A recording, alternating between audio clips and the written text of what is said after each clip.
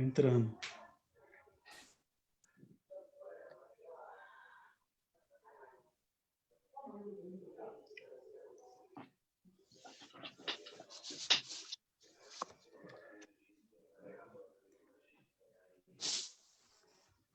Olá, pessoal. Boa noite. Boa noite a todos e todas. Eu sou Edson Fernando, sou da diretoria da Sociedade Internacional Rubem Alves. Estamos muito felizes por poder ter esse contato aí com todas vocês, todos vocês. Nós somos a Sociedade Internacional Rubem Alves, uma instituição criada no ano passado, em outubro do ano passado, aqui em Juiz de Fora, na Universidade Federal de Juiz de Fora, e com o objetivo de reunir numa grande confraria todos aqueles e aquelas que se interessam pelo pensamento do nosso grande, do nosso mago, Rubem Alves, né? A ideia é, portanto, a gente trazer todas essas pessoas que se interessam pela obra do Rubens, sobretudo a sua obra religiosa, e a gente sabe que a importância que essa obra tem, né, para a gente pensar a religião e a potência desse pensamento do Rubem Alves.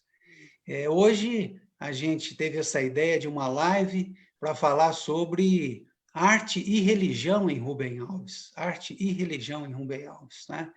E antes de apresentar aqui aos nossos convidados, a nossa convidada, o nosso convidado da noite, eu gostaria de dizer que vocês estão aí no Face, né, podendo fazer os seus comentários, então, serão muito bem-vindos, né, os seus comentários e as suas perguntas que eventualmente surjam, né, e a gente, no momento certo, então, vai colocar aqui para os nossos dois convidados, né, a nossa convidada e o nosso convidado, tá bom?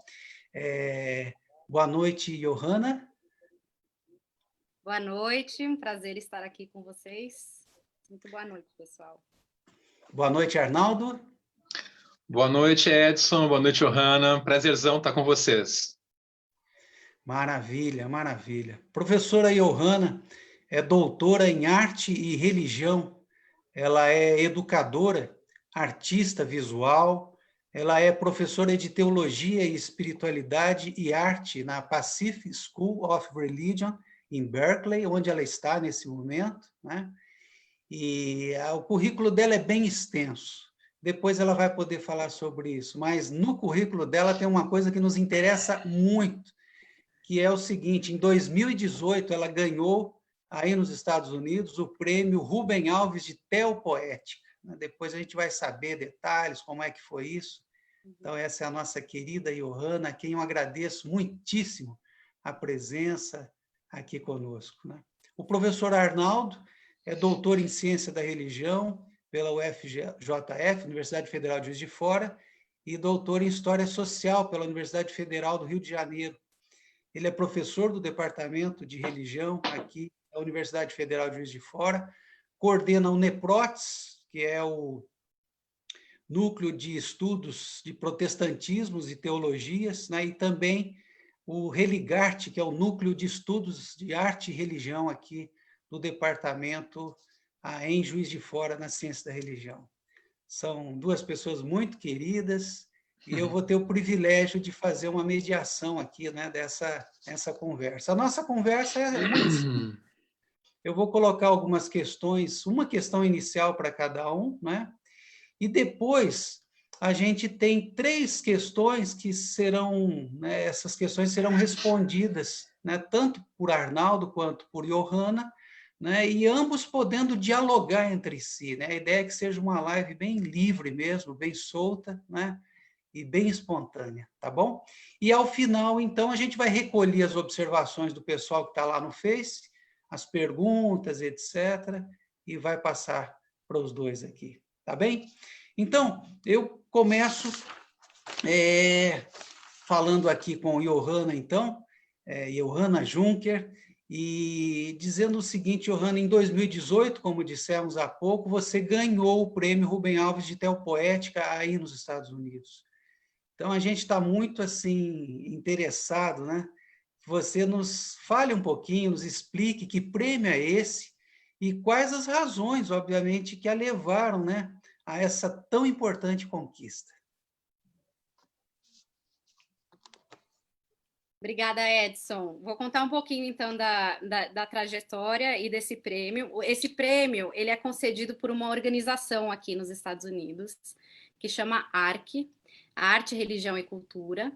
E essa organização é o resultado de uma união entre duas sociedades que existem aqui, que existiu desde a década de 60. A primeira é a Sociedade de Arte, Religião e Cultura Contemporânea, e a segunda é a Associação de Estudos Teopoéticos. Então, em 2017, essas duas organizações se juntam e o ARC é formado.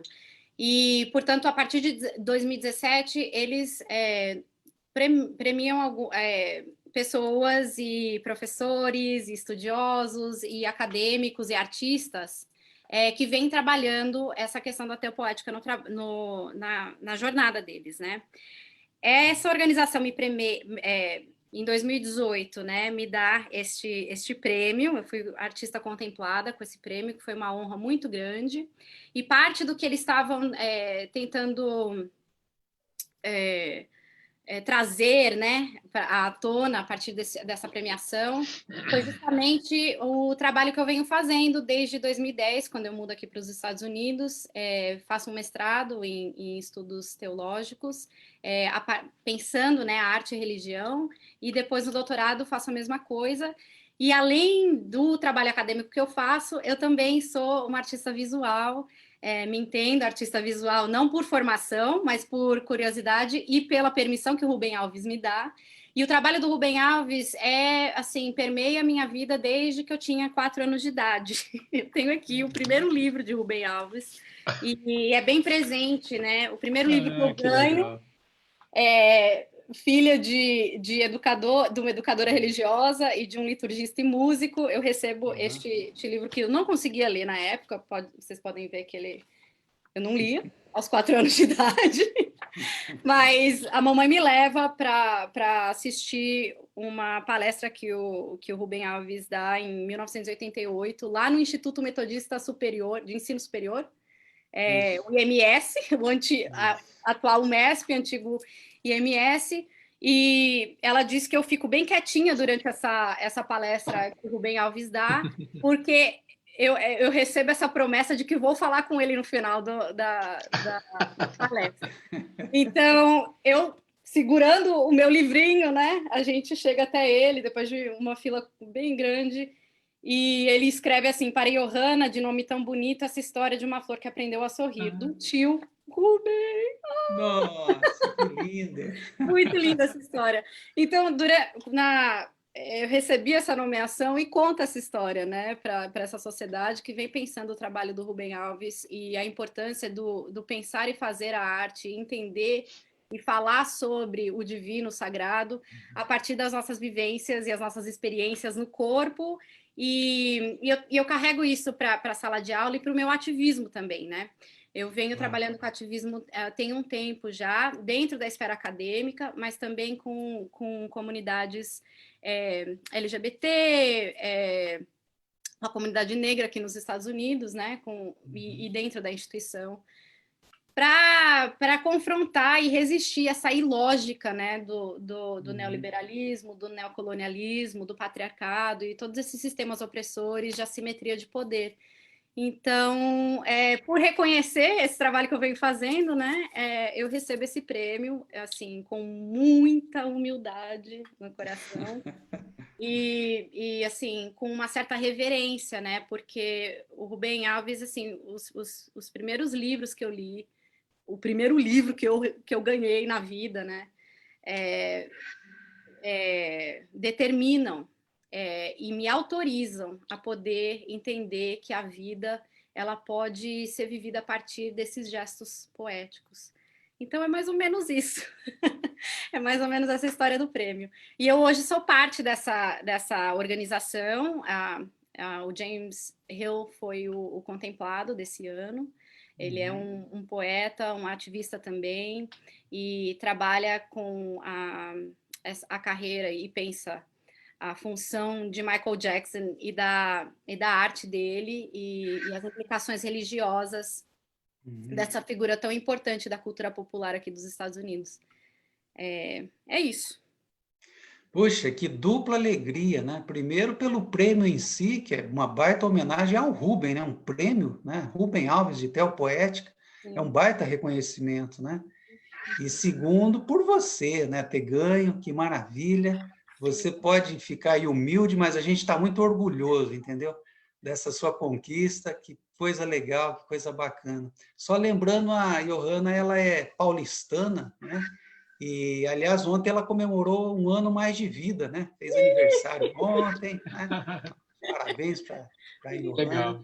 Obrigada. E muito bem, Johanna. Eu queria agora ouvir o meu querido amigo Arnaldo, professor Arnaldo, como é que se deu, né? Quando que se deu essa entrada do Rubem aí na sua vida? Qual a importância da obra do nosso teopoeta mineiro na sua formação e na sua visão de mundo também, né? Eu queria que você falasse um pouquinho sobre isso. Então, gente, boa noite a todos, boa noite, Edson, boa noite, Johanna. É um prazerzão estar aqui com vocês.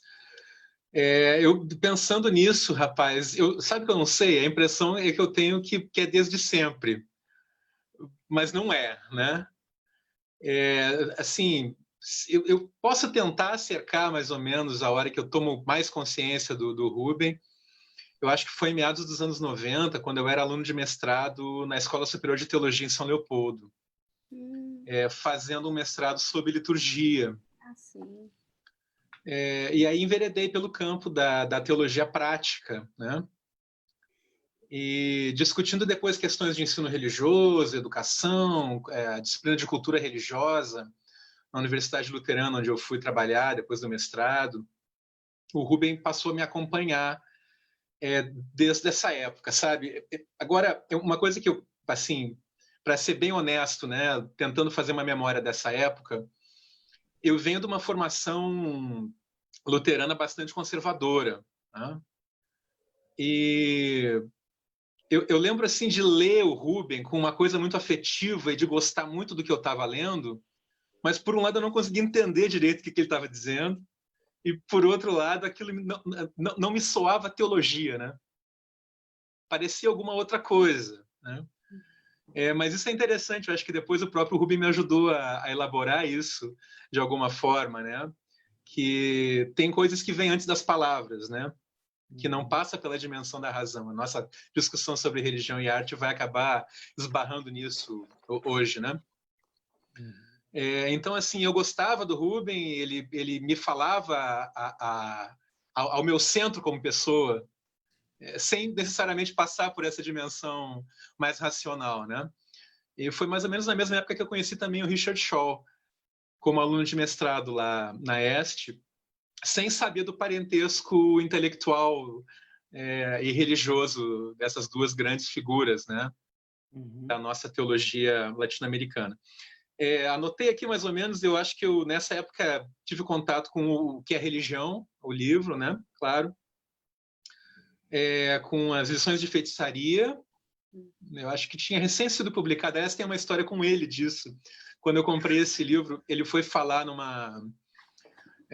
eu trabalhava num campus da UBRA, em Cachoeira do Sul. Não sei se vai ter alguém nos assistindo dessa época aí. Se tiver, um grande abraço, pessoal. Guarda uma memória boa daquela época. Mas tinha um pessoal da Faculdade de Educação muito atento lá. Eles levaram o Rubem a 2 eventos lá, em um espaço assim, de uns 5 ou 6 anos, né? E levaram o Carlos Rodrigues Brandão no intermediário. Então, se o Paulo Freire tivesse na ativa, ainda tinham levado ele também, né, para fechar a tríade, né? Mas o Rubem, então, estava dando uma palestra lá, quando eu comprei essas lições de feitiçaria. E lá pelas tantas, alguém perguntou a ele, você deixou de ser pastor por quê? Aí ele respondeu seco assim, porque eu queria pensar. E eu era o capelão da universidade. Depois dele responder isso, ele imediatamente se deu conta que estava numa universidade confessional. E aí, deu assim, uns 30 segundos depois, ele mesmo, mas veja bem, nós estamos aqui numa universidade luterana e os luteranos têm grande tradição de liberdade de pensamento. É mentira. Isso foi uma gentileza que ele Aí, quando eu era um garoto de 25, 26 anos de idade, e cheguei lá para pedir um autógrafo a ele. Depois me roubaram esse livro. Mas aí eu falei, ô professor, eu sou o pastor. E aí ele me deu um tapinha nas costas assim, tá bom, menino, tá bom, tá bom. Mas é isso, né? É uma presença, e assim, como eu sou músico também, o trato do Rubem com a religião me ajuda a entender muito das coisas que eu venho fazendo ao longo da vida, né? E das coisas que eu quero também, para mim e para os outros. Legal, obrigado, Arnaldo. Ó, o pessoal está chegando aí, não é, no Facebook e vai deixando aí a observação, né, as suas impressões, né, os seus comentários e perguntas, questões, tá bom? A gente está aqui nessa live com a Johanna e o Arnaldo, né, sobre o tema religião e arte em Rubem Alves, nosso grande Rubem Alves, né? A gente tem algumas questões aqui que vamos colocar, então, para vocês dois. Eu vou aproveitar que o Arnaldo já está aí na verve, já está no uso aí da palavra, e para ele continuar, e refletindo agora, Arnaldo, no seguinte ponto, na seguinte questão. É recorrente, né, na obra do Rubem, a referência ao verso de Chico Buarque, que saudade é o revés do parto, é arrumar o quarto para o filho que já morreu. Né? Em que sentido a religião e a arte em Rubem Alves tem como matéria-prima esse registro da saudade, Arnaldo. Bom, essa questão, Edson, como eu comentei rapidamente com você ontem, ela me atropelou, né? Eu fui ouvir essa música de novo, ver o Chico Buarque cantando com a Zizi Posse, é algo que me comoveu muito nesses últimos 2 dias. Acho que a primeira coisa que a gente tem que dizer assim, a saudade, nessa perspectiva do Rubem, como eu entendo, é justamente aquilo que nos possibilita ser humanos. Né? Se ele fala da religião como uma ausência, é aquilo que os fenomenólogos chamam de a priori, né? Alguma coisa que tem a ver com uma essência que é humana, que é constitutivo da nossa humanidade, né?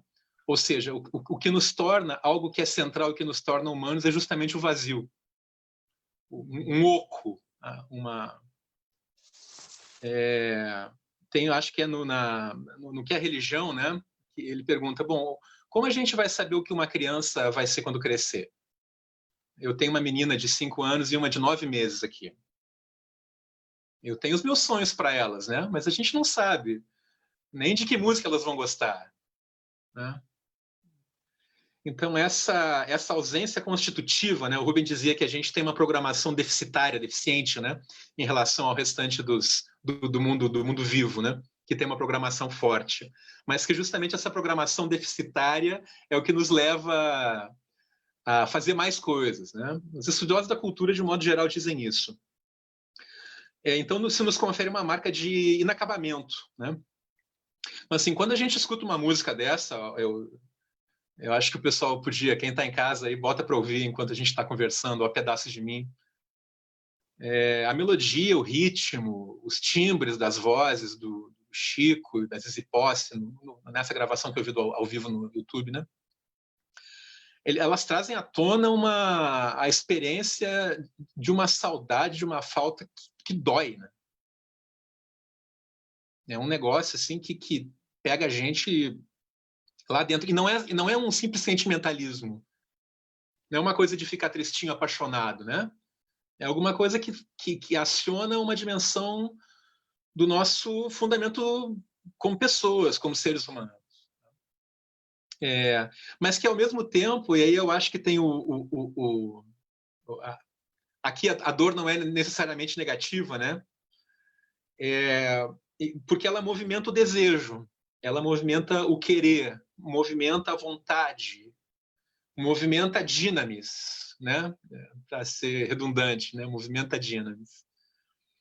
E a religião e a arte são as realizações humanas, nessa perspectiva, como face da mesma moeda, né? Religião e arte, do modo que eu penso, pelo menos.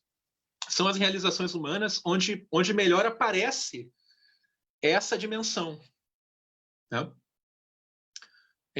Eu separei um trechinho aqui do que é religião, onde ele diz assim: uma vez que o desejo nunca se realiza plenamente, que a saudade é sempre uma cicatriz, né? Isso não é o Rubem falando, já são as minhas interpretações, né? E que a esperança é sempre um horizonte, quer dizer, algo que não se realiza, né? Aí cito o Rubem, então.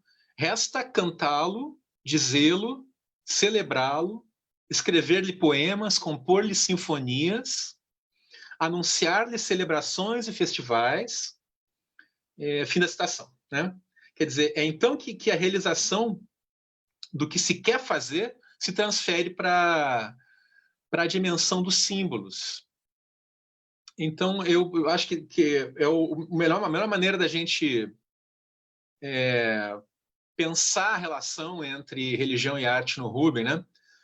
Com essas duas faces. De um lado, essa essência, esse a priori humano que tem uma metade afastada, apartada, arrancada de mim, né? E que, por outro lado, é também algo que dinamiza, que quer se exprimir, né? que quer falar, que quer abraçar, que quer pintar como a Johanna, que quer tocar como eu, que quer falar poeticamente como Edson e tantas outras formas de expressão.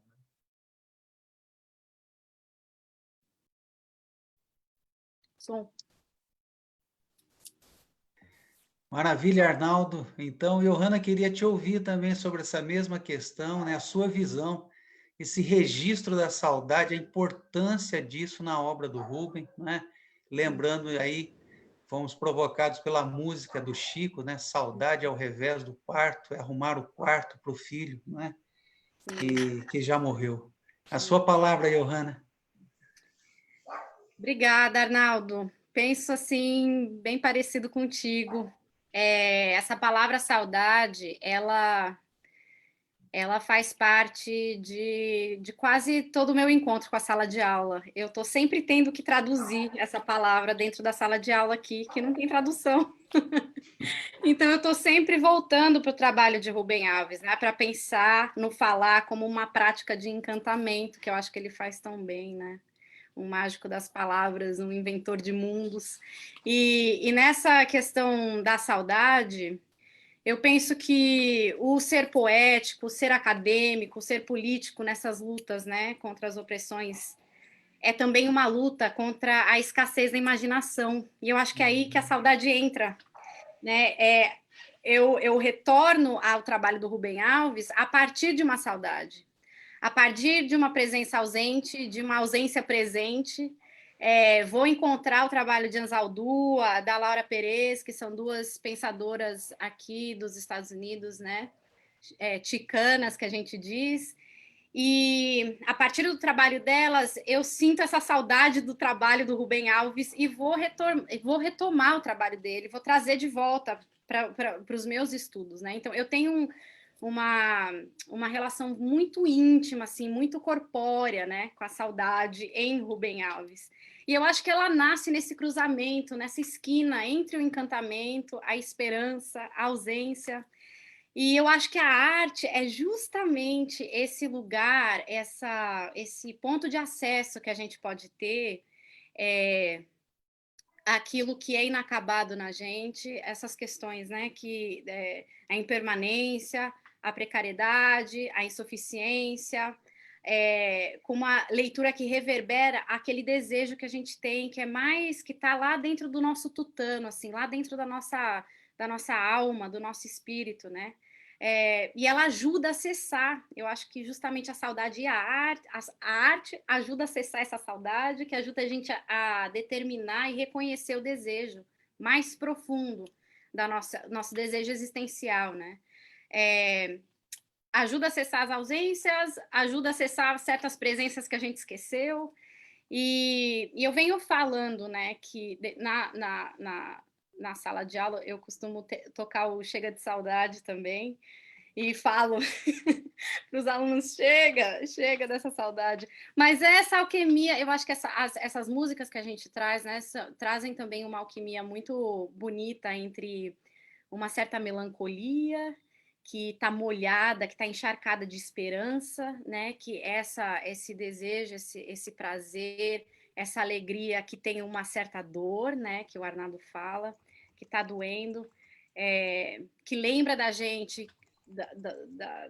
da pele, do corpo, dos desejos, e que sustenta uma presença, uma troca de olhar, uma responsabilidade, né? Aquela filosofia andina vai dizer para a gente, Conakry, que a gente vai oferecer o melhor de nós mesmos em mutualidade e com afeto. Eu acho que a saudade que é acessada a partir da arte lembra faz a gente acessar e lembrar dessa dimensão político-ético-estética, político-ético-poética, né? Acho que é por aí, é bem por aí. Que legal, Johanna, obrigado por suas considerações. O nosso pessoal está chegando aí no Facebook, hein? A gente já está aí com 50 pessoas e tem gente chegando, né, para essa conversa. Está muito interessante, né? Que bacana a gente poder juntar vocês dois falando sobre temas assim tão cruciais, tão centrais, né, na obra do Rubem. A segunda questão que eu gostaria de colocar para vocês, né? Então, agora queria te ouvir, Arnaldo.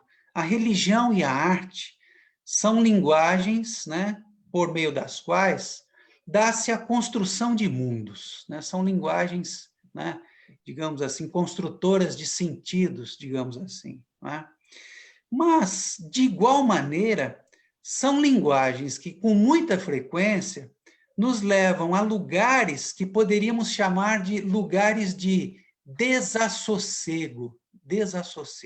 Né? Ora, a pergunta é, como essas duas dimensões, do sentido e do desassossego, se articulam aí, né, se a gente pensá-las a partir da obra de Rubem Alves? Arnaldo. Você está sem a... Me permite quebrar por um segundo o protocolo. Eu queria mandar um grande abraço para o professor Zwinglio, que está nos vendo aí. Opa. Que é o primeiro idealizador da nossa associação, né? Tive o prazer de ser orientante de doutorado do ZU, grande figura, grande intelectual. Também para o meu amigo Paulo Tavares, lá de Cachoeira do Sul. Acabei de contar a história da UBRA, ele está também nos assistindo, lá de Cachoeira. Abração, anos que não nos vemos. E para minha mãe. Oi, mãe. Tá aí. Então, a questão da construção de mundos, Edson, isso aí é bem presente no pensamento do Rubem, né? E academicamente entra ali pela via da sociologia do conhecimento, da cultura.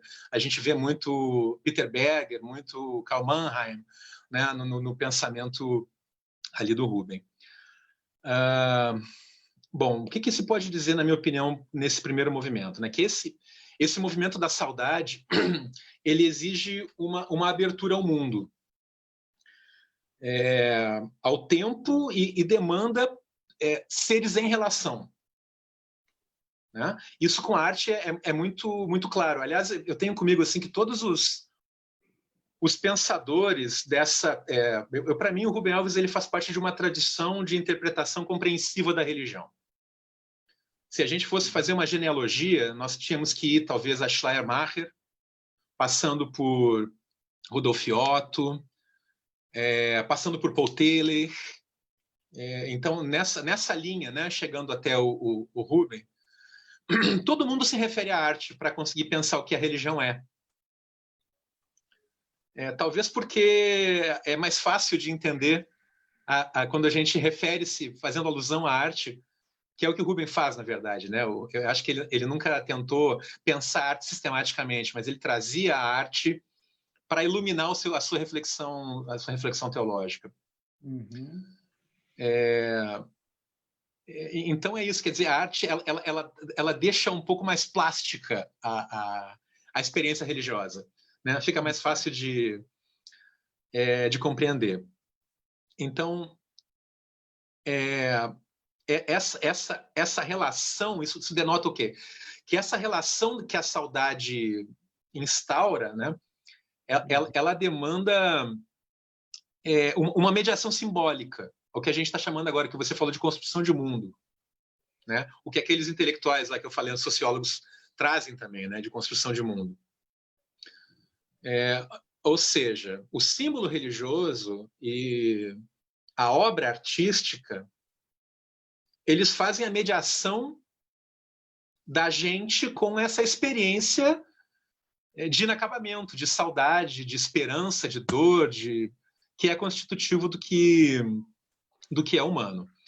Eu vou ler de novo um trechinho aqui desse mesmo livro que eu separei antes. Os símbolos assemelham-se a horizontes. Horizontes onde se encontram eles. Quanto mais deles nos aproximamos, mais fogem de nós. E, no entanto, cercam-nos atrás, pelos lados, à frente, são referencial do nosso caminhar. Há sempre os horizontes da noite, os horizontes da madrugada. As esperanças do ato pelo qual os homens criaram a cultura, presentes no seu próprio fracasso, são horizontes que indicam direções. É justamente no ponto onde ele fracassou que brota o símbolo. Testemunha das coisas ainda ausentes. Saudade de coisas que não nasceram. Quer dizer, o que faz uma canção como essa do Chico, eu me referi de novo, né? Ou outras músicas, às vezes músicas, um jazz, um blues, uma música erudita, um choro, que nem letra tem, né? Eu gosto de dar o exemplo do AC/DC, que é uma música muito vibrante, né?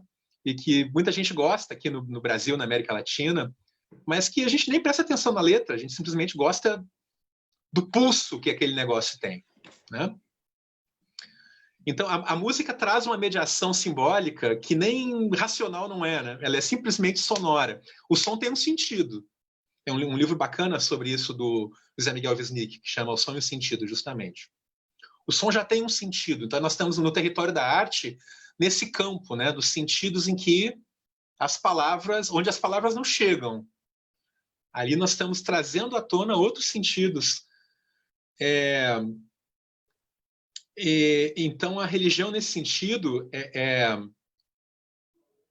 ela significa uma expressão, a busca de uma expressão de esperança, de saudade, de desejo, e também, nesse sentido, um protesto diante do mundo como ele é. Né? Quer dizer, isso é uma outra ideia que o Rubens sempre traz, né? O mundo como ele não devia ser. E como ele deveria ser, ele ainda não é. Então, estamos naquele momento, né,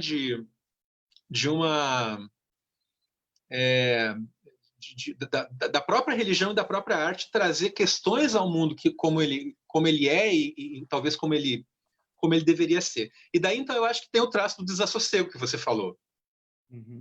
Né? Quer dizer, a religião e a arte como críticas do mundo como é instaurado. Então, se ao mesmo tempo a religião ajuda a construir um mundo de sentidos, e a arte também ajuda a construir um mundo de sentidos, por outro lado, a religião e a arte têm também o poder de iluminar criticamente e de apontar novos horizontes de existência, novas possibilidades de convivência entre os seres humanos, né? Aí nós estamos na dimensão do sonho e do desejo, da esperança. Maravilha, Arnaldo, maravilha. Antes da Johanna fazer o seu comentário, né, a sua resposta a essa questão, só ler alguma coisa aqui que já está aparecendo aí no Face, né, os comentários. A Renata Moreira diz, olha, a descoberta dessa sociedade é uma alegria para mim. A necessidade de um espaço dedicado ao Rubem é muita riqueza, né? E o pensamento dele é de uma preciosidade sem igual. Precisamos ler, estudar, pesquisar, extrair o máximo que podemos desse grande pensador e humanista que foi Rubem Alves. Obrigado, Cira, né, a Sociedade Internacional Rubem Alves. Ficarei aguardando ansiosamente todo o conteúdo possível. Olha que beleza, né? A Renata Moreira. E o Clóvis Gedrá, que beleza escutar vocês falando dessa nobre pessoa chamada Rubem Alves, né? Então, voltando para você, Johanna, os seus comentários, então, sobre essa questão aí, né? O sentido e o desassossego, como é que se articulam essas questões, né, em Rubem Alves? Sim. Obrigada aí, Renata Moreira, muito lindas suas palavras, concordo contigo sobre o tamanho, a potência, né, que é o pensamento e a presença do Rubem Alves nas nossas vidas e no que a gente vem entendendo como existência. Bom, quando eu li essa pergunta e meus olhos assim fitaram a palavra desassossego, eu pensei logo lá no Retorno Eterno, tem um dos contos que Rubem Alves fala sobre escrever a partir de uma coceira, que a gente escreve a partir de uma coceirinha que dá dentro da gente. Eu disse, isso é muito verdade, porque eu acho que a gente vem para a imaginação, a gente vem para a arte justamente para tentar entender essa coceirinha que a gente tem dentro da gente, esse desassossego, nas nossas relações, nos nossos devires, nas maneiras que a gente atua no mundo, né? Porque eu acho que justamente a imaginação é esse convite a estar presente, né? É um convite a erguer corpos, é um convite a tentar entender uns aos outros, né? A gente é laçado e entrelaçado numa esfera que requer que a gente se torne responsável uns pelos outros, né? E quando eu penso que quando a gente se entrega a esse fazer artístico, duas coisas são fundamentais. Em resposta a esse desassossego, né? Que é coragem e presença. A gente precisa de coragem para estar, né? E quando a gente se entrega essa presença, esse fazer, a gente diz para as pessoas ao nosso redor que a gente está implicado e a gente é responsável pelos desassossegos dos outros, daqueles que nos acompanham também. Eu comecei a fazer um trabalho, eu pensei também num trabalho que eu comecei durante a pandemia, de tentar entender quais são os meus desassossegos que não passam pelo campo da linguagem, que não passam pelo campo da escrita, pelo campo intelectual. Quais são os desassossegos que estão dormentes e às vezes muito latentes, né, na pele. E eu comecei a fazer esse exercício eu estou chamando ele de respirar, estar e orar, né? São meditações. E aí eu vou escrever no centro um exercício de meditação e de respiração que eu escrevo no centro da página uma palavra, que a partir dessa presença, a partir dessa coragem, né, de se olhar e de se perceber, eu vou escrevendo a palavra que vem e vou desenhando conforme eu respiro, inspiro uma linha, expiro uma próxima linha, tal. Tem lá no meu site alguns desses desenhos. E muito desassossego, chega muito...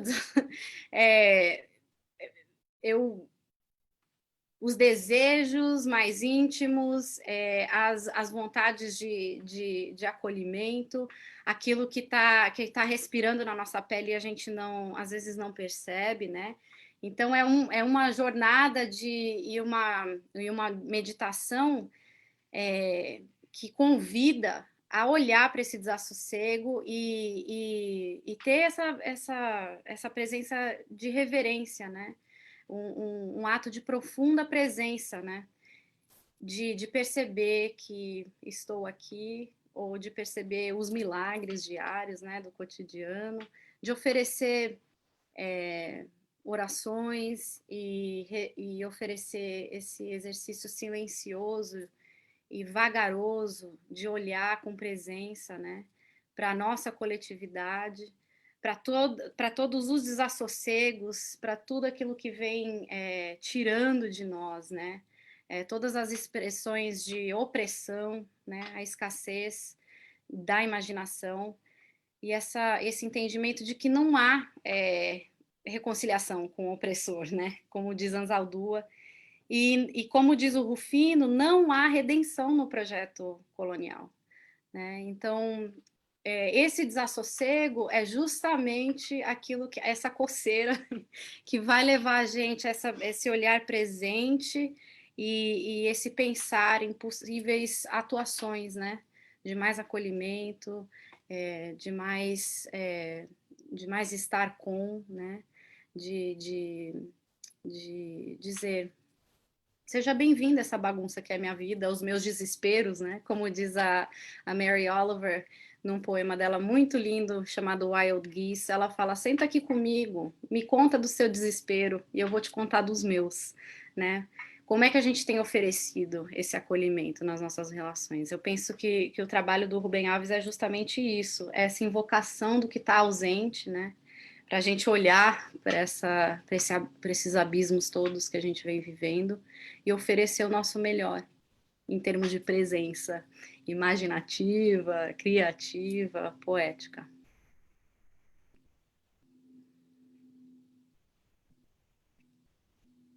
Muito legal, de fato, é como se a gente, né, ao ler as crônicas do Rubem, a impressão é um pouco essa mesma, Johanna. Ó, me fale dos seus desassossegos que eu falo dos meus, né? É uma troca de desassossegos nesse sentido, né? Isso. É como se houvesse ali um radar que está captando o tempo todo esses desassossegos, né? Bacana, legal. Ó, pessoal aí do Facebook, por favor, façam seus comentários, entendeu? E as suas perguntas, as questões. E eu vou fazendo, então, uma terceira questão, vou colocando uma terceira questão para vocês dois, né? E dizendo o seguinte, Arnaldo: toda a obra do Rubem Alves é uma espécie de libelo, né, contra o que ele chama de realismo, né? O realismo da ciência, o realismo marxista, o realismo psicanalítico. Interessante, né? Como que ele aceita, ele carimba, digamos assim, né? Ele chancela a leitura marxista e psicanalítica, né? Mas, ao mesmo tempo, ele aponta um certo realismo que há, né, nesses saberes, né? E que consideram, né, esses saberes sempre, de igual maneira, a imaginação como um erro, como alguma coisa que deva ser corrigida, né? Pois bem, sobretudo nesse período da pandemia, a gente percebe com muita clareza como os nossos tempos, né? E aí a gente fala do Brasil, mas eu acho que a Johanna pode confirmar isso que está acontecendo nos Estados Unidos também, como os nossos tempos caracterizam-se por uma forte negação do real, né? Uma negação da ciência, expresso, por exemplo, na negação da ciência, né? Nega-se, por incrível que pareça, até que a Terra seja redonda, né? Ora, como falar de imaginação, que é a palavra para dizer o Rubem, né? Como falar de imaginação num contexto de tanto irrealismo? Então, eu queria ouvi-los agora com relação a esse paradoxo aí, né? Arnaldo, você. Joia. Eu acho que aqui, e isso é uma das coisas que a Cira se propõe, né? A retomar o pensamento do Rubem Alves e, ampliar horizontes a partir dali sobre coisas que ele mesmo não pensou, né? O Rubem era um cara que teve que habitar o mundo acadêmico fora da teologia, por não ter sido recebido dentro da teologia eclesiástica, né?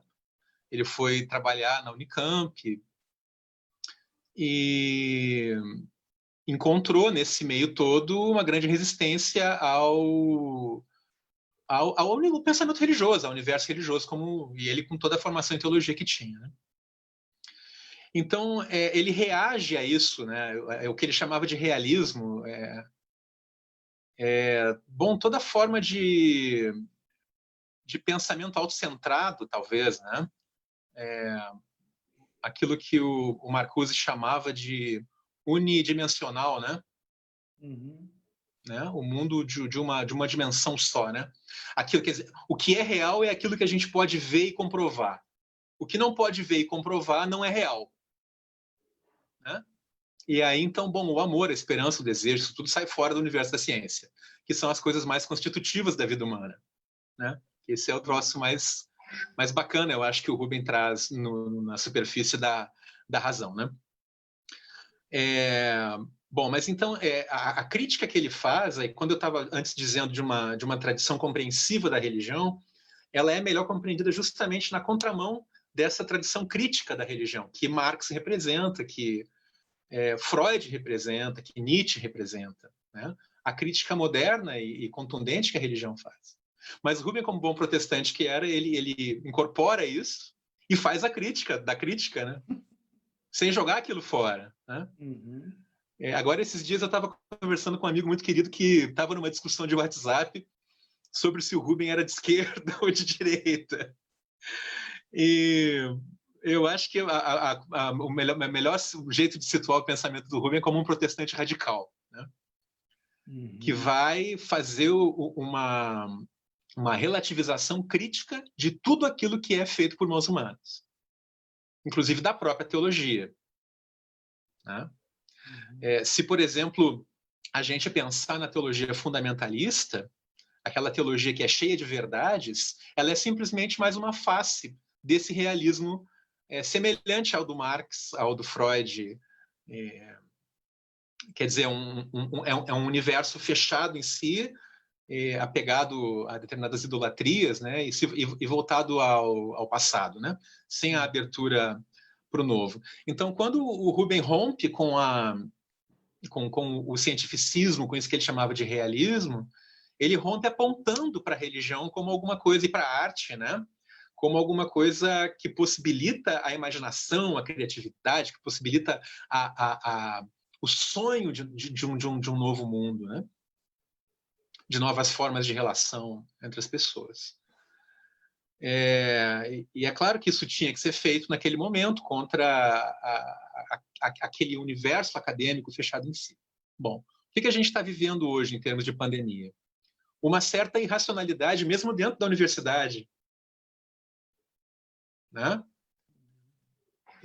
O que é, assim, para mim, absurdamente assustador, né?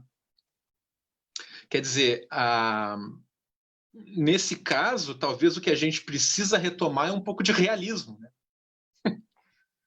Não faria mal, né? Aqui, nesse momento, eu acho importante dizer que isso que eu estou chamando de tradição compreensiva da religião não é uma aposta na irracionalidade, né? Quer dizer, se o Rubem estivesse apostando na irracionalidade, ele não ia gastar tantas páginas escrevendo aquele monte de livro, né? Uhum. Né? Se trata de um pensamento que é compreendido no escopo da modernidade, mas de uma modernidade, talvez aquilo que o Paul Tillich chamava de autotranscendente, né? Metalógica, que não se esgota, que não entende a razão como algo fechado dentro de si mesmo, e que precisa de estímulos exteriores, como o da religião e da arte, para iluminar a própria compreensão da vida e do mundo. Bom, esse projeto, eu imagino assim, essa grande tradição compreensiva que o Rubem fazia parte, nos meados dos anos 60, 50, 60, 70, quando o Rubem teve a formação teológica dele, tinha como mote o tema da humanização, né? Então, assim, falando assim em termos da teologia cristã, né, seria o sonho de Deus do nascimento de um novo ser humano, né? Então, aqui, ser humano implica num processo de humanização. O Paul Lehmann, que foi professor deles todos, né, é um eticista que trabalhava em Nova York, ele dizia que humanização é aquilo que a gente faz para que a vida humana seja humana e permaneça sendo de fato humana, para todos, para todo mundo, né? Então, a imaginação aqui ela precisa ser percebida nessa perspectiva, né? Bom, como qualquer coisa humana, a imaginação e a criatividade podem servir para o mal, né? Então, aqui a gente está dentro da ambiguidade da religião, religião tem luz e trevas, como qualquer coisa humana. A arte tem luz e trevas, como qualquer coisa humana. Tem, inclusive, um perigo, na minha opinião, no escopo do Rubem aí, quando começa a falar de beleza e as pessoas leem o Rubem como um autor fofinho. Né? Ah, teopoética, poesia, tudo lindo e tal, e não percebe a força crítica que tem ali dentro desse negócio. Quer dizer, a beleza e a arte, nesse caso, elas vêm como desassossego, para dizer, olha só, isso que vocês estão fazendo é o mundo como ele não deveria ser. Então, a imaginação não é necessariamente uma coisa boa, e ela precisa de um comprometimento existencial aqui, do lado do lado do amor, do lado da abertura para o futuro, do lado da esperança, daquilo que os teólogos cristãos chamavam de escatologia, né? De um futuro que retroage sobre o presente e nos abre, então, novos horizontes de compreensão da vida. Eu acho que é um desafio, é preciso retomar isso para alguma correção de rota, né? E pensar o que na imaginação demanda razão, né? E crítica nesse sentido. Obrigado, Arnaldo. Muito bom, muito bom. E olha só, o pessoal tá mandando um monte de beijos aqui. Claro que quem está recebendo mais beijos é a Johanna, né? Hein, Arnaldo? É óbvio, né? Muita gente mandando beijos e afagos para os três, né? Mas sobretudo para a Johanna, né? Claro, a gente Morrendo entende, de viu, Johanna? saudade de todo mundo no Brasil. Eu quase nunca falo em português, né? As lives que eu tenho participado, as aulas todas são em inglês, então é um prazer. Muito obrigada de coração, pessoal, que apareceu.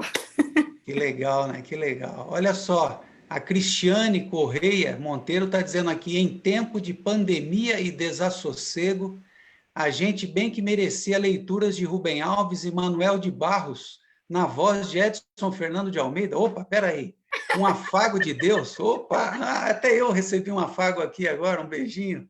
Que bom, Cristiane, exatamente, é isso aí, que legal. A Ângela Soares diz, invocação do que está ausente, uma sensibilidade presente é necessária. Legal, Ângela, legal. A Marilene, gosto quando ela disse que professor, né, quando o Rubem disse, né, que o professor é como uma aranha que lança as teias no abismo, um visionário, né? É o poeta, o guerreiro e o profeta, né? Tá lá no comecinho desse livro. Bem lembrado, Marilene, bem lembrado, entendeu? Maravilha. E então são os comentários aí. Então eu volto a bola aí para você, Johanna, para as suas considerações sobre essa questão, então, né? E vamos te ouvir, então. Eu quero retomar uma das coisas que o Rubem Alves fala aí no Poeta, né? Para citar esse livro também. Ele diz que a beleza... uma das falas que ele tem bem críticas, né? Em relação a discussão da beleza. Ele diz que a beleza é aquilo que o amor faz em absência, né? Na ausência. Então... É muito importante, esse ponto é um ponto muito importante, Arnaldo, obrigada por ter levantado.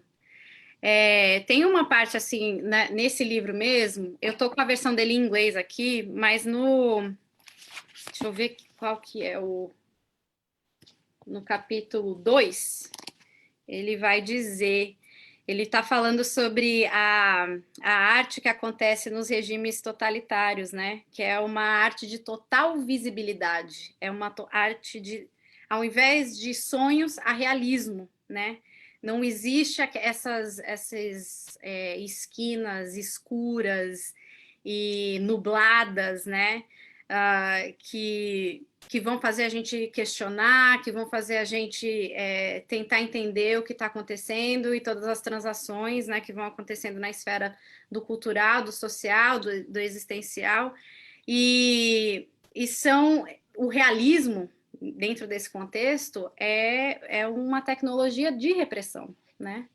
É uma tecnologia que diz assim, esta é a realidade tal qual ela é, não há espaço para questionamento, né? E eu acho que essa é uma leitura e uma reflexão importante para os tempos de agora, porque a gente vem vivendo durante essa pandemia, né? Eu tenho voltado muito para os escritos da Jackie Alexander, que a pedagogia da travessia, né? Aquele livro dela, os escritos do Rufino, e também os escritos da Bell Hooks, né, que vão falando que a gente volta para a teoria a partir dessas dores todas, a partir dessas sombras. Anzaldúa vai dizer a mesma coisa, né? Que a gente volta, que a gente vem para os questionamentos, que a gente vem para essas investigações a partir daquilo, dos desassossegos, a partir das dores, dos desesperos todos, porque estamos em momentos de transição, né? A gente está vivendo entre a sombra e o assombro do agora e as possibilidades do campo da imaginação, né? Para ampliar nossa atuação no mundo a partir dos sonhos, né? Entre a sombra e o sonho, é o que Anzaldúa vai dizer, que o poeta escreve nesse lugar entre a sombra e o sonho.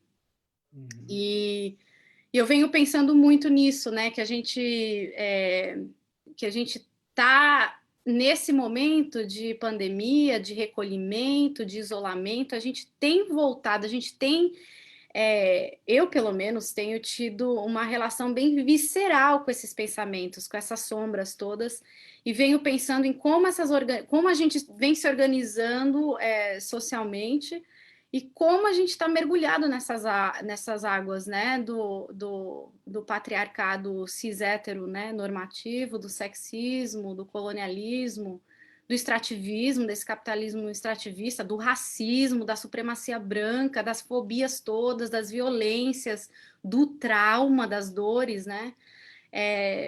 Lembrando aí que teve os escritos do Rubem, eles acontecem durante momentos sombrios no Brasil, né? No finalzinho aí da ditadura militar, da repressão, da violência estatal, né? De um estreitamento, né, desses espaços de atuação democrática ou da não existência deles, né? E a arte, pensar a religião a partir da arte é justamente assim, no meu entendimento, humilde entendimento, de expandir justamente esses espaços, né, de atuação. Eu brinco com os alunos, eu falo que a gente está inchando os nossos espaços de atuação no mundo a partir da arte, né? Dar visibilidade para essas vozes que têm sido silenciadas, para esses corpos que têm sido marcados, mortos, né? A gente vem, não é à toa que esse levante vem acontecendo aqui nos Estados Unidos, né? Que vidas negras importam, sim, e a gente foi para as ruas e a gente, a partir da arte, vem denunciando e anunciando, né? Essas possibilidades de existir de novas maneiras e a partir do que Krenak vai dizer, né? Essas ideias para adiar o fim do mundo, porque ele diz que o mundo acabou para muita gente e vem acabando há muitos, muitos, muitos séculos, né? Mas a partir dessa brincadeira de pensar o futuro que a gente consegue colocar armadilhas para esses regimes totalitários, para essas opressões todas, né? E aí a gente vai dando à luz a novos epistemologias, novas maneiras de criar pensamento, de entender pensamento a partir do que a arte traz. Eu acho que a arte é esse laboratório para reinventar, né, as nossas existências, criar novas formas de pensamento, que é estético e é ético, né, a partir dessa inovação, né? Nós que estamos trabalhando dentro da academia, dentro dessa esfera artística, dentro dessas esferas religiosas, a gente tem essa capacidade, essa possibilidade de ensaiar nossas novas maneiras, né, de ser no mundo. E a gente tem essa responsabilidade hoje em dia de encantar e de ser desafiado a criar realmente com muita coragem, como a Dandy Cat vai falar, né? Que a gente tem que criar, o artista cria e cria de maneira perigosa, né? Vida onde em alguns lugares não há possibilidade que ela exista. A gente está vivendo por esses momentos, né? E precisamos, então assim, a gente está dançando entre esse realismo e essa possibilidade imaginativa, prestando muita atenção, acho que a gente tem que prestar muita atenção, como o Rubem Alves vai dizer, né, dessa arte, né, totalitária que aparece aí em regimes totalitários, que a gente precisa tomar cuidado, porque são expressões que cegam a gente, né? E eu acho que nesse momento da pandemia a gente tem sido desafiado a criar esses compêndios, né? Que voltam no tempo, vão lá atrás buscar pistas para a reinvenção da realidade, vão para o futuro, vão pensar no futuro e vão resistir, né? Tudo que tem sido roubado da gente. Então, eu volto sempre para aquela frase da Anzaldúa que diz que a gente tem que escrever com os nossos olhos como se fôssemos pintores, com os nossos ouvidos como se fôssemos músicos, né? Que a gente tem que dançar e que as nossas línguas têm que estarem sempre carregadas de fogo, né? Que a gente não pode deixar a tinta coagular das nossas canetas, enfim. E eu acho que é assim que essa eletricidade divina passa pela gente e a gente consegue criar mundos onde não houve possibilidade. Legal. O fogo como essa dimensão profética, né? Tanto da religião quanto da arte, né, Johanna? E você me fez lembrar aqui que o livro do Rubem, o primeiro grande livro, né, o Para uma Teologia da Libertação, é um libelo à liberdade. Aliás, ele nem usa a palavra libertação, é liberdade, né?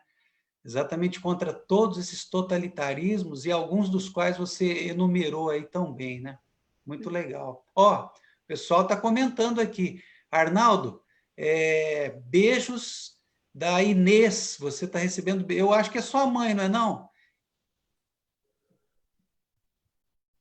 Inês, então isso Inês aí, Martina. meu amigo, vale por 10 beijos, entendeu? Aí não vale. Beijo de mãe, aí, entendeu?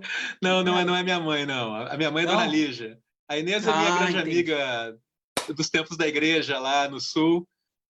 Também junto com o Clóvis Guedra, que antes se manifestou aí, nossos amigos lá. A gente criou um grupo de brincadeira no WhatsApp, que é a Ilza, a Igreja Luterana do Zap. Um grupo de amigos de muito tempo, de grupo de jovens e tal. A Inês é professora da Federal de Arquitetura da Federal do Rio Grande do Sul. O Clóvis é professor de filosofia da Unicinos e da UBRA. Legal, intelectuais maravilha. E amigos queridos dando prestígio para a gente. Obrigado. Legal. Eu posso falar um pouquinho? Oi? A Renata Moreira, Arnaldo e Johanna, ela diz o seguinte: sou suspeita para falar porque sou psicanalista, mas a escrita do Rubem é muito psicanalítica, claro, como psicanalista que foi, mas o que mais me encanta é como ele conseguiu transformar a crueza da psicanálise e do pensamento de Freud, que para muitos é trágica, em beleza, poesia e arte. Beleza, arte e poesia salvam, e Rubem Alves sabia disso. Que beleza, hein? É a Renata Moreira, né? A Ângela Soares complementa: a arte nos salva, né? A Inês Martina diz: grande prazer em conhecer e te ouvir, Johanna. Acho que a gente acertou convidando a Johanna, hein? O Gustavo está dizendo lá, o Gustavo que sugeriu o seu nome, viu, Johanna? Ele conheceu o seu trabalho quando ele estava lá em Princeton, aí nos Estados Unidos. Ai, que legal! Legal. Aliás, Gustavo, você podia colocar o site aí da Johanna, para o pessoal que quiser conhecer. É um site belíssimo, né? De uma beleza incrível. Coloca o endereço aí para a gente, viu? Aí no Face. E também Oi? Falo bastante do Rubem Alves nesse site. Exatamente. E também colocar o site do Arnaldo aí, porque o Arnaldo é o nosso músico aqui de Juiz de Fora, nosso grande músico, que tem uma potência musical impressionante. Então, o pessoal conhecer esse lado do Arnaldo também, né? O Moisés diz aqui, o Moisés Cop, da nossa sociedade, da CIRA, né? A obra de Rubem abre uma série de janelas hermenêuticas para recriarmos e reencantarmos a vida, né? E os sentidos nela contidos. Que maravilha, hein? Que beleza. Obrigado, Moisés. E olha só, pessoal, estamos chegando ao final da nossa conversa aqui, né? E acho que já estamos aí com 9h06, né? Vamos caminhando, então, para o final. E talvez que pudéssemos observar aqui mais uma questão a colocar para a Johanna e para o Arnaldo, um pouquinho, que eu queria que vocês aprofundassem um pouquinho, essa questão da diferença. Tem muita similitude, mas deve haver, parece que em Rubem, inclusive, há só similitude entre arte e religião, né? Mas, afinal de contas, qual é a diferença, né? No que diferem a arte e religião, essas duas tão potentes linguagens, né? E eu queria também que vocês, sobretudo para o pessoal que está começando aí, que está aí na nossa live, está começando a adentrar a obra do Rubem, né? Não conhece muito, que vocês dessem uma dica assim, bibliográfica, né, de como pode ser essa entrada, que livro que seria mais interessante, né, como uma porta de entrada aí no universo do Rubem e, sobretudo, nessa relação entre arte e religião. Né? Arnaldo?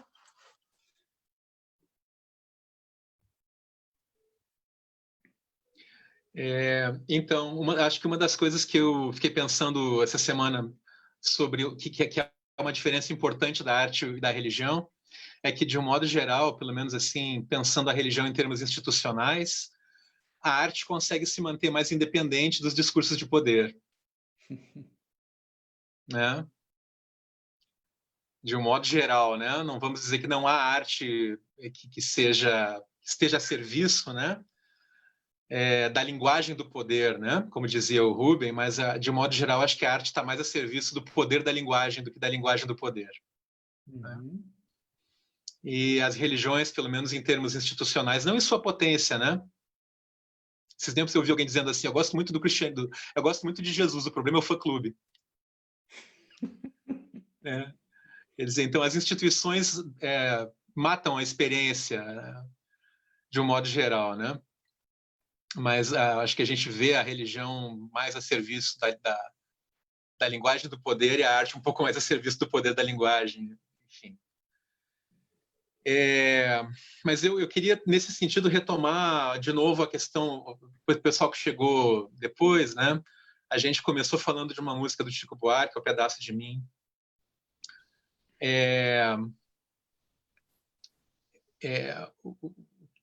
Que fala de uma grande dor, de uma grande perda. Essa música me levou depois para Angélica, que é uma outra canção do Chico e do Miltinho, para Zuzu Angel, né? Que fez todo aquele trabalho de busca pelo seu filho que foi morto pela ditadura.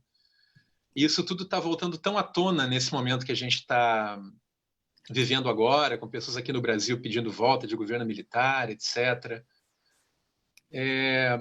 Eu fiquei pensando assim, o que faz, e aqui eu acho que tem alguma coisa que é religiosa e é artística, religiosa não no sentido institucional, né? Mas nesse sentido da força do desejo, da esperança. O que faz com que a gente consiga se identificar com essas dores cantadas nessas canções, né? Um verso aqui, né? Ó pedaço de mim, ó metade afastada de mim, leva o teu olhar que a saudade é o pior tormento, é pior que esquecimento, é pior do que se entrevar. Ó metade de mim, ó metade amputada de mim, leva o que há de ti que a saudade dói latejada. Ou então na outra canção, né? Quem é essa mulher que canta sempre esse estribilho? Só queria embalar meu filho que mora na escuridão do mar. Quem é essa mulher que canta sempre esse lamento? Só queria lembrar o tormento que fez o meu filho suspirar. Quem é essa mulher que canta sempre o mesmo arranjo? Só queria agasalhar meu anjo e deixar o seu corpo descansar. É claro que a gente não tem como saber se não passou por isso, dessa dor dessa mulher. Mas com imaginação e criatividade a gente consegue, eu acho que se compaixonar, né? Não se apaixonar, mas se compaixonar Então, é o que nos torna parte dessa grande aventura humana. Para mim, na teoria do Rubem, da religião, há uma grande canção de esperança nisso tudo. Né? Uma grande canção de esperança. Quer dizer, o que faz com que alguém veja hoje a situação no mundo dos negros, das mulheres, dos homossexuais, e não consiga se compaixonar? Bom, tá aí arte e religião para nos lembrar dessa possibilidade, né? de ternura, de compaixão, de calçar o sentido e o sofrimento do outro, né? Essas canções eu acho que me fizeram pensar sobre isso essa semana, e aí embalar essas canções na esteira do Rubem Alves eu acho que é algo poderosíssimo, né? Fica a ausência, mas fica também essa grande esperança, né? Um grande desejo de humanização que está presente para mim mais claramente na arte, mas que eu acho que as religiões poderiam estar embandeirando também. Veja, Arnaldo, comentário de Marione. A partir do que vocês estão comentando, lembrei também de Vargas Llosa. A literatura, a arte, nos dá o que a vida nos nega. A literatura, a arte nos dá o que a vida nos nega. Que é bem isso, né, Arnaldo? O que você está dizendo aí. Né? Muito bem. Johanna, seus comentários? Bom, vamos lá. Vou tentar ensaiar alguma coisa aqui. Eu penso a religião, né, como um conjunto de diferentes manifestações, né, de fé, de prática, que envolve espiritualidade, que envolve os ritos, os nossos valores, as nossas crenças.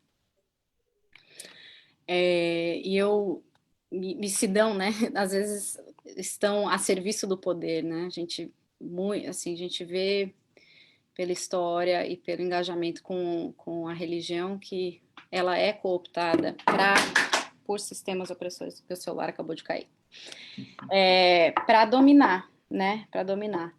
E é interessante, né, que a tese do meu doutorado, terminei o doutorado pensando justamente nas obras de arte que estão a serviço do poder, então foi um projeto super decolonial, de vários movimentos, assim, principalmente do que a gente entende por arte, né, que não é aquela arte do cotidiano, essa hierarquização, né, do que a gente chama de arte, que também está a serviço do poder. Então, é preciso um olhar bastante cuidadoso para ver onde essas armadilhas se alojam, né? De maneira insidiosa, muitas vezes, e letal, né? E aí eu vou pensar a arte, né? Eu penso bastante sobre isso com Cláudio Carvalhais, não sei se vocês conhecem. Sim. A gente vai Grande pensar, Cláudio. Um beijo, grande Cláudio, se ele estiver assistindo, um beijo daqueles. A gente vai pensar a arte como aquilo que tece o invisível de volta no perceptível, né? Aquilo que vai nos ajudar ou nos possibilitar acessar o que foge, né, a nossa percepção da realidade. Então, tecer o invisível de volta no que é perceptível, né? E aí, além de uma representação, né, que a arte faz, ela também é invenção. Ela é uma tecnologia de inventar mundos, né? E de imaginar o mundo de uma maneira cada vez mais expansiva, cada vez mais acolhedora, cada vez mais generosa, cada vez mais potente, né? E a arte, eu venho pensando bastante sobre isso, não sei se eu consigo articular de uma maneira muito clara agora, mas eu também penso na arte como aquilo que permite que a gente habite de verdade os nossos corpos, sabe? Que a gente seja seres em corpos, esteja presente para os nossos corpos. Elas exigem que a gente cocrie realidades, né? E vocês veem que eu tenho uma tendência a pensar mais a arte do que a religião. Artista que sou.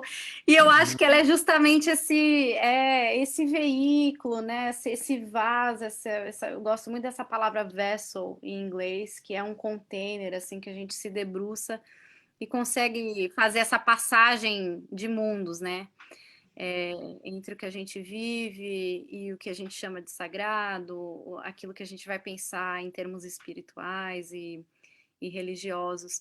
E eu acho que a arte também é algo que devolve para a gente uma certa intimidade, né? Tem uma autora indígena, o sobrenome dela é Simpson, Beta Samosaki, é o nome dela. E ela fala sobre a terra como pedagogia, e ela fala bastante sobre isso, sobre a possibilidade da arte nos ajudar a acessar outros mundos que a gente carrega, né, nos nossos próprios corpos. E a religião faz isso também, nos ajuda a, a acessar essas memórias, fazer esse compêndio, né, arquivar aquilo que pode trazer esperança para a gente, e não só de uma maneira passiva, mas de uma maneira ativa, né? Conjurando novas possibilidades de ser. É isso. Você pediu indicações, né, Edson? Se lembrar de alguma coisa? Olha, educadora que sou, eu vou falar os 3 primeiros livros, assim, que foram livros que me marcaram muito, do Rubem Alves. Esse primeiro, Como Nasceu a Alegria, é um livro que todo teólogo deveria ler, que vai pensar Deus como, né, aquela flor que chora junto com a florinha, que é uma história sobre a dor, não da diferença, mas a dor que chega a partir daqueles que têm maldade no olhar, né? Eu lembro da minha mãe fazendo essa oração assim com a gente, pedindo para que Deus afastasse de nós as pessoas com maldade no olhar, que trouxesse pessoas para perto da gente que tem bondade no olhar, né? Acho que esse é um livro fundamental. E de um Deus presente, de um Deus que se faz flor, e da alegria nascer a partir do choro, né? A partir da perda, a partir de uma visão oceânica, né? Da chuva que cai, é bem lindo.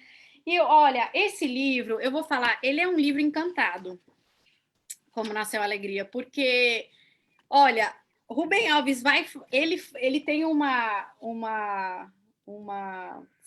como é que diz? Uma parte do livro, a introdução do livro é ele falando contadores de histórias, pais, educadores. Este aqui é o objetivo deste livro. Eu acho que é um exemplo incrível, assim, de como chegar para essa tarefa. Não é uma tarefa, para essa entrega. É uma entrega, né? Da contação de história, que vai falar sobre o que precede a história, não só o livro, mas assim, quais foram os processos e tal. E aí tem essa história muito bonita e tem uma reflexão no final também. Coisa linda de se ver. Ok, o poeta, o guerreiro e o profeta também foi a minha introdução à teologia teopoética, né? A teopoesia de Rubem Alves, importante livro, eu acho. Enquanto educadora, eu lembro de quando eu estava fazendo a faculdade de educação aí no Brasil, que eu fiz comunicação social e educação. Histórias com quem gosta de ensinar foi um livro que foi bem importante assim para minha formação de educadora. Eu penso que a partir desse livro além, né, de uma vasta literatura da filosofia da educação, foi um livro que essa coisa da permissão, da autorização do Rubem Alves é tão forte para mim. Ele me permite pensar numa pedagogia da intimidade, né? Uma pedagogia, né, que os saberes de pensadores afro-brasileiros vão dizer que tem pensando na filosofia africana dentro do contexto do Brasil, né, aquela coisa do erguer o sol e do outro, de manter esse sol aceso, de erguer mesmo. Lindo. E o livro da minha adolescência, assim, que eu acho que a primeira vez que eu li com assim, 14, 15 anos foi o Retorno Eterno. E eu retorno esse livro sempre, sempre, sempre, sempre. Essas contos me marcaram bastante também. São crônicas. Então, ler assim logo antes de dormir, ficar matutando um pouquinho. São essas as minhas dicas. Maravilha, maravilha. Ó, o Zé Lima Júnior, nosso grande filósofo, conhecedor profundo aí da obra do Rubem, está dizendo aqui, religião também pode ser uma arte não assumida. Arte, tracinho, não, tracinho, assumida, tá bom? Religião também pode ser uma arte não assumida. Sim. Grande Zé, o nosso abraço. Quanta gente legal, né, que está passando por aqui hoje, que coisa boa. E o Arnaldo lembrou bem, estamos aí sob as bênçãos do grande Zuínglio Mota Dias, né? Essa figura que a gente ama tanto, que veio nos abençoar aqui nessa live. Sim. Bacana pra caramba, né? Arnaldo, ó, estamos chegando ao final aí da nossa jornada, entendeu? Quero agradecer demais você, agradecer demais a Johanna, né, pô, acho que a gente acertou aqui, entendeu? Foi muito legal, teve uma química muito bacana. Acho que discutimos um tema muito contemporâneo, muito interessante. E só dizer aí para o pessoal para acessar a nossa página lá no Facebook, né? A gente tem vídeos, a gente quer colocar textos interessantes sobre o Rubem, tem lá o link, né, com a nossa revista aqui do departamento, a Numen, né? O último número da Numen foi um dossiê sobre o Rubem Alves, está muito interessante. Então as pessoas podem, né, ficar aí, acessar. E o importante é que a gente forme, né, que formemos essa grande confraria, né, de mulheres e homens que amam, né, apaixonados aí pela obra do Rubem e, sobretudo, para a gente não ficar no Rubem, fazer as conexões que certamente ele esperaria que nós fizéssemos, né, a partir, então, né, do nosso contato com a sua obra. Quero agradecer demais. Então, as suas palavras finais, Arnaldo, e depois também Johanna, e a gente encerra aqui a nossa live. Não, só dizer que eu estou muito feliz de estar participando, grande prazer conhecer você, Johanna. Espero que a gente possa estreitar nossas relações aí com os amigos dos Estados Unidos também. Tá? E lembrar, Edson, eu acho que é importante, a gente fez no ano passado, quando a sociedade foi fundada, um evento bacana aqui em Juiz de Fora, inclusive com a presença do Zé Lima, que o Edson acabou de mencionar, né?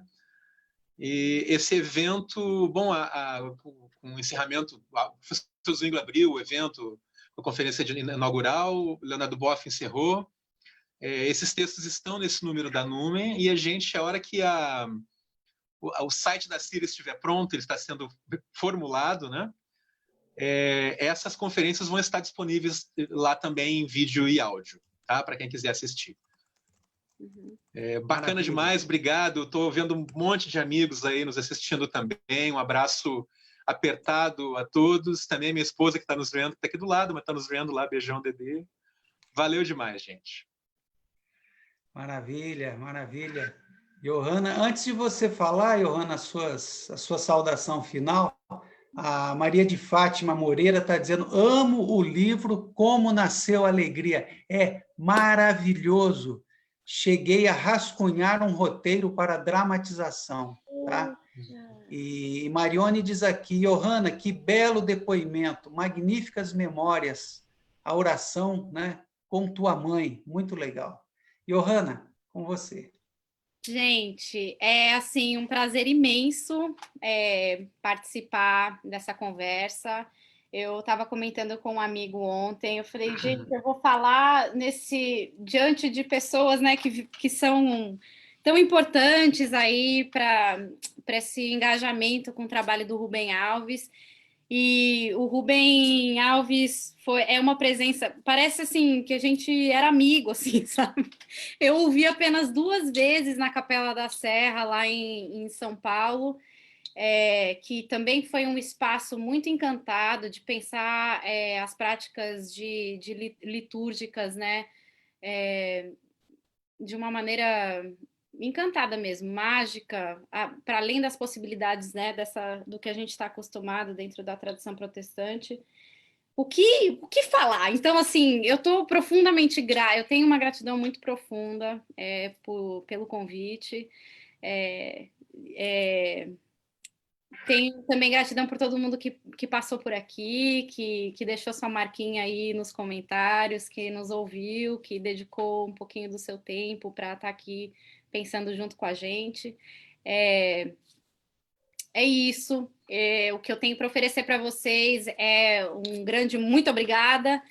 Atos de profunda presença, que eu vejo vocês, que eu me importo e só estou aqui por causa de todos vocês, né? E espero que essa conversa continue, que a gente continue se falando, continue expandindo, aprendendo, né? Uns com os outros. E é isso. Muito obrigada, gente. Que maravilha, que maravilha. Ó, e como fomos muito afagados aqui com muitos beijos, então também agora os nossos beijos, os nossos afagos, né? Para todos e todas aí que nos acompanharam. Beijão, valeu, foi muito bom e muito obrigado.